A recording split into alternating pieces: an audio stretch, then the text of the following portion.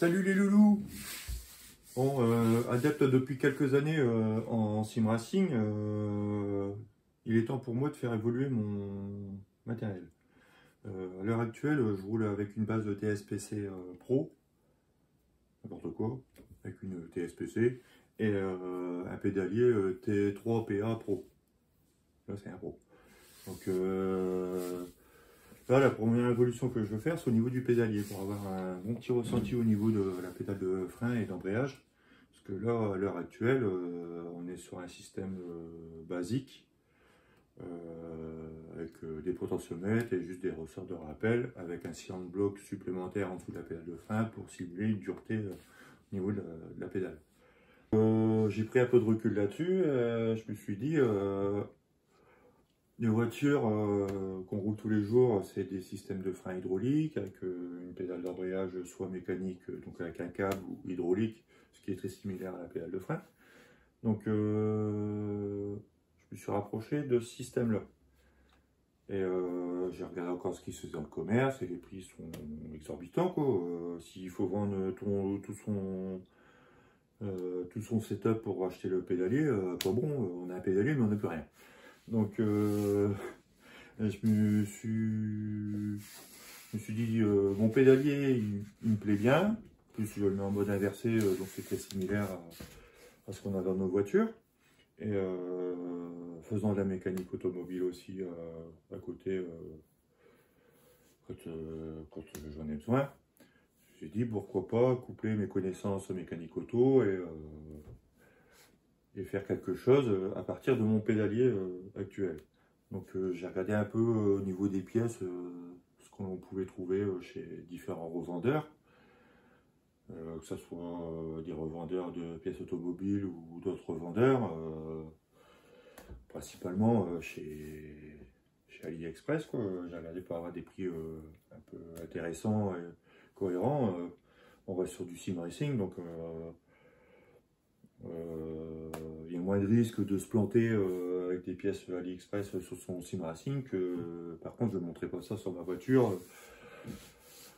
Au niveau fiabilité, j'aurais un doute quand même, tandis qu'en sim racing ça vient lâcher, bon, à part une petite tache d'huile par terre ou une pédale qui s'enfonce, voilà quoi, on va pas se tuer quoi. Donc j'ai regardé un peu et je me suis vite rendu compte que pour aller 150-200 euros, on s'en tire avec un bon petit système qui serait assez cohérent avec la réalité, quoi. Donc je suis parti sur un système, que ce soit sur la pédale de frein ou d'embrayage, sur le même mètre cylindre, avec chacun leur durite de raccord hydraulique. Au niveau de la pédale de frein, j'y mettrai un étrier de frein. Et au niveau de la pédale d'embrayage, un récepteur d'embrayage, pour être cohérent, quoi. Donc j'ai regardé tout ça, j'ai commencé à faire mes petits calculs, mes petits positionnements, mes petits gabarits. J'ai une imprimante 3D, donc je me suis fait des gabarits pour savoir où percer, pour faire mes pièces de fixation. Et puis c'est parti, quoi. On est parti. Donc je voudrais partager cette évolution avec vous. J'espère en aider certains qui ont ce même type de pédalier. Pourquoi le revendre alors qu'on peut le faire évoluer à, on va dire, 10% du prix. Bon, 10%, j'exagère peut-être, mais vu ce qui se fait dans le commerce, et voilà, il y a un sacré écart de prix. Donc pourquoi pas le faire à moindre coût et en faisant quelque chose d'assez simpliste au niveau des branchements et des raccordements et des montages pour que ça soit accessible un peu à tous, sans avoir de très grosses connaissances en mécanique ou avoir du gros matériel spécifique pour faire les montages ou faire toutes les tâches qu'il y a à faire pour accéder à ce produit. Donc on va y aller, on va attaquer le vif du sujet. J'ai fait quelques petites vidéos,